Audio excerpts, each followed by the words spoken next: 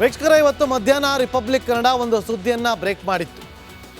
ಬಂಡೀಪುರದಲ್ಲಿ ಕೆಲವರು ಹುಚ್ಚಾಟವನ್ನು ಮೆರೆತಿದ್ದಾರೆ. ಅದಕ್ಕೆ ಬ್ರೇಕ್ ಹಾಕೋಕೆ ಯಾರಿಂದಲೂ ಸಾಧ್ಯವಿಲ್ಲ ಅನ್ನುವ ಪ್ರಶ್ನೆನ ಮಾಡಿತ್ತು. ಪರಿಸರವಾದಿಯಾಗಿರುವಂಥ ಜೋಸೆಫ್ ಅವರನ್ನು ಕಾಂಟ್ಯಾಕ್ಟ್ ಮಾಡಿ ಒಂದಷ್ಟು ವಿಚಾರಗಳನ್ನು ಕೂಡ ಚರ್ಚೆ ಮಾಡಿತ್ತು. ಆ ಸುದ್ದಿ ಮಾಡಿದ ಬೆನ್ನಲ್ಲೇ ಇಂಪ್ಯಾಕ್ಟ್ ಆಗಿದೆ. ಇದು ರಿಪಬ್ಲಿಕ್ ಕನ್ನಡದ ಬಿಗ್ ಇಂಪ್ಯಾಕ್ಟ್. ಕಾಡಾನೆ ಎದುರು ದುರ್ವರ್ತನೆ ತೋರಿದ ಕೇಸ್ಗೆ ಸಂಬಂಧಪಟ್ಟಂತೆ ಆರೋಪಿಯನ್ನ ಹುಡುಕಿ 25,000 ರೂಪಾಯಿ ದಂಡವನ್ನು ಹಾಕಿದ್ದಾರೆ. ಕ್ಷಮಾಪಣಾ ಪತ್ರವನ್ನ ಬರೆಸಿಕೊಂಡಿದ್ದಾರೆ ಅಧಿಕಾರಿಗಳು. ಅರಣ್ಯ ಇಲಾಖೆ ಅಧಿಕಾರಿಗಳಿಂದ ಈ ಒಂದು ಕ್ರಮ ಆಗಿರೋದು. ಬಂಡೀಪುರ ಕಾಡಿನಲ್ಲಿ ಈತ ದುರ್ವರ್ತನೆಯನ್ನ ತೋರಿದ್ದ. ಇದಕ್ಕೆ ಬ್ರೇಕ್ ಹಾಕೋದಕ್ಕಾಗೋದೇ ಇಲ್ವಾ ಅಂತೇಳಿ. ಯಾಕಂದ್ರೆ ಇವತ್ತು ಒಬ್ಬ, ನಾಳೆ ಇಬ್ರು, ನಾಡಿದ್ದು 3 ಜನ ಇದೇ ಥರ ಹುಚ್ಚಾಟವನ್ನು ಮಾಡ್ತಾರೆ. ಕಾಡಲ್ಲಿ ಪ್ರಾಣಿಗಳು ತನ್ನ ಪಾಡಿಗೆ ಇರೋದಕ್ಕೂ ಕೂಡ ಇಂಥ ಹುಚ್ಚರು ಬಿಡ್ತಾ ಇಲ್ಲ. ಇವರ ಹುಚ್ಚಾಟಕ್ಕೆ ಪ್ರಾಣಿಗಳು ನಾಡಿಗೆ ಬಂದು ತಕ್ಕ ಪಾಠವನ್ನು ಕಲಿಸ್ತಾ ಇದೆ. ನೀವು ನಮ್ಮ ಜಾಗಕ್ಕೆ ಬಂದು ನೀವು ಹುಚ್ಚಾಟವನ್ನು ಮಾಡ್ಬೋದು, ನಾವು ನೀವಿರೋ ನಾಡಿಗೆ ಬಂದ್ಬಿಟ್ಟು ಹುಚ್ಚಾಟವನ್ನು ಮಾಡಬಾರ್ದು ಅಂತೇಳಿ ಬಂದು ಹುಚ್ಚಾಟವನ್ನು ಮಾಡಿ ಹೋಗ್ತಾರೆ ಪ್ರಾಣಿಗಳು.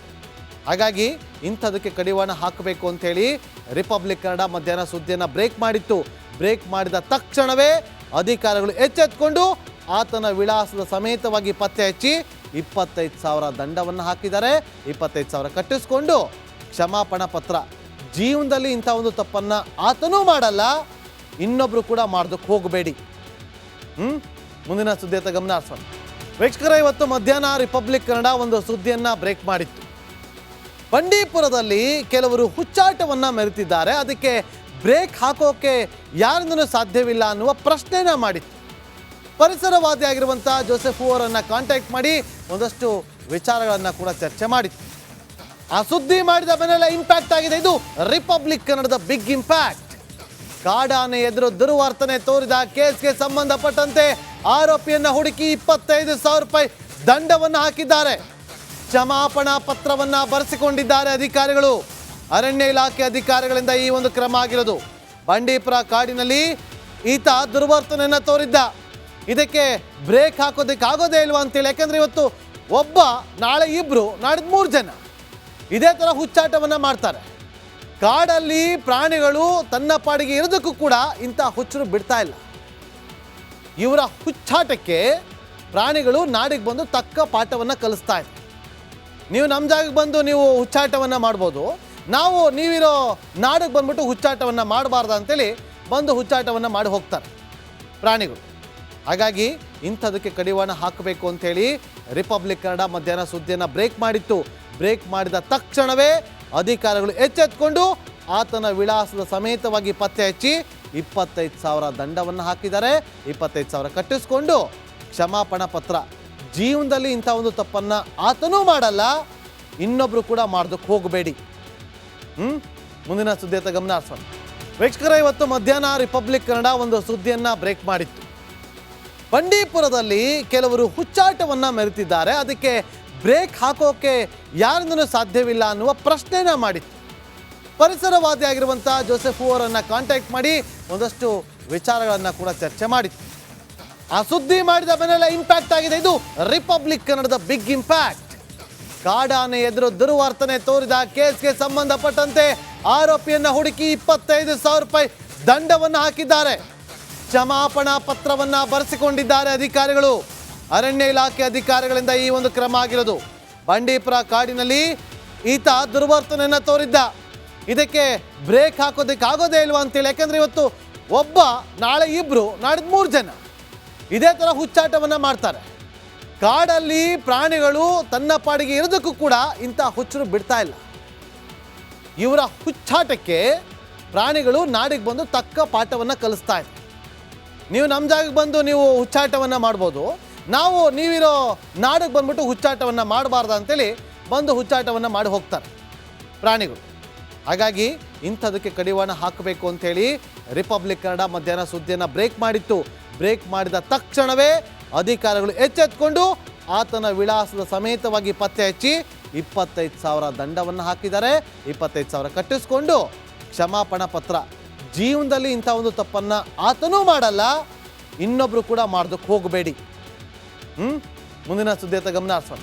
ವೀಕ್ಷಕರೇ, ಇವತ್ತು ಮಧ್ಯಾಹ್ನ ರಿಪಬ್ಲಿಕ್ ಕನ್ನಡ ಒಂದು ಸುದ್ದಿಯನ್ನು ಬ್ರೇಕ್ ಮಾಡಿತ್ತು.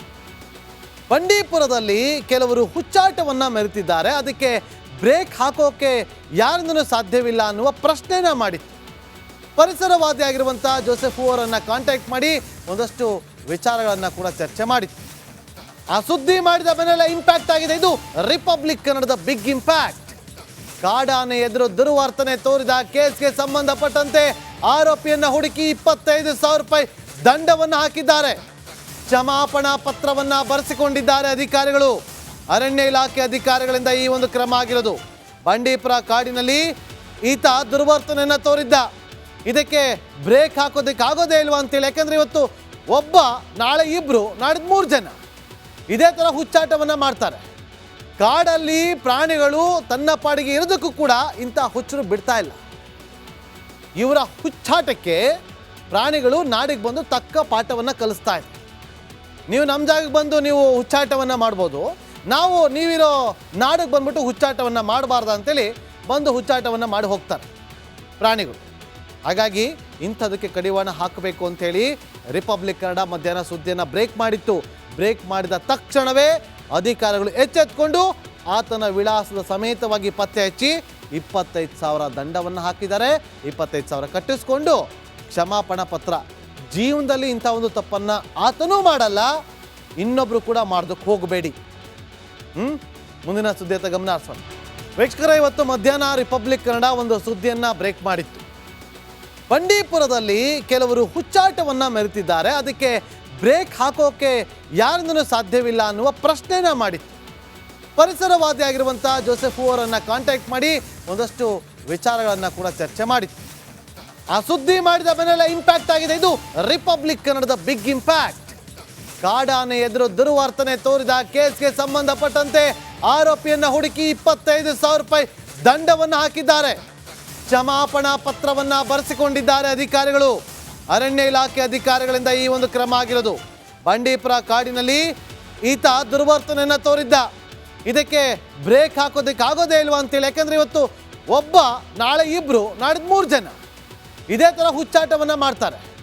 ಕಾಡಲ್ಲಿ ಪ್ರಾಣಿಗಳು ತನ್ನ ಪಾಡಿಗೆ ಇರೋದಕ್ಕೂ ಕೂಡ ಇಂಥ ಹುಚ್ಚರು ಬಿಡ್ತಾ ಇಲ್ಲ. ಇವರ ಹುಚ್ಚಾಟಕ್ಕೆ ಪ್ರಾಣಿಗಳು ನಾಡಿಗೆ ಬಂದು ತಕ್ಕ ಪಾಠವನ್ನು ಕಲಿಸ್ತಾ ಇದೆ. ನೀವು ನಮ್ಮ ಜಾಗಕ್ಕೆ ಬಂದು ನೀವು ಹುಚ್ಚಾಟವನ್ನು ಮಾಡ್ಬೋದು, ನಾವು ನೀವಿರೋ ನಾಡಿಗೆ ಬಂದ್ಬಿಟ್ಟು ಹುಚ್ಚಾಟವನ್ನು ಮಾಡಬಾರ್ದು ಅಂತೇಳಿ ಬಂದು ಹುಚ್ಚಾಟವನ್ನು ಮಾಡಿ ಹೋಗ್ತಾರೆ ಪ್ರಾಣಿಗಳು. ಹಾಗಾಗಿ ಇಂಥದಕ್ಕೆ ಕಡಿವಾಣ ಹಾಕಬೇಕು ಅಂಥೇಳಿ ರಿಪಬ್ಲಿಕ್ ಕನ್ನಡ ಮಧ್ಯಾಹ್ನ ಸುದ್ದಿಯನ್ನು ಬ್ರೇಕ್ ಮಾಡಿತ್ತು. ಬ್ರೇಕ್ ಮಾಡಿದ ತಕ್ಷಣವೇ ಅಧಿಕಾರಿಗಳು ಎಚ್ಚೆತ್ತುಕೊಂಡು ಆತನ ವಿಳಾಸದ ಸಮೇತವಾಗಿ ಪತ್ತೆ ಹಚ್ಚಿ 25,000 ದಂಡವನ್ನು ಹಾಕಿದ್ದಾರೆ. 25,000 ಕಟ್ಟಿಸ್ಕೊಂಡು ಕ್ಷಮಾಪಣಾ ಪತ್ರ. ಜೀವನದಲ್ಲಿ ಇಂಥ ಒಂದು ತಪ್ಪನ್ನು ಆತನೂ ಮಾಡಲ್ಲ, ಇನ್ನೊಬ್ರು ಕೂಡ ಮಾಡೋದಕ್ಕೆ ಹೋಗಬೇಡಿ. ಮುಂದಿನ ಸುದ್ದಿಯತ್ತ ಗಮನ ಹರಿಸೋಣ.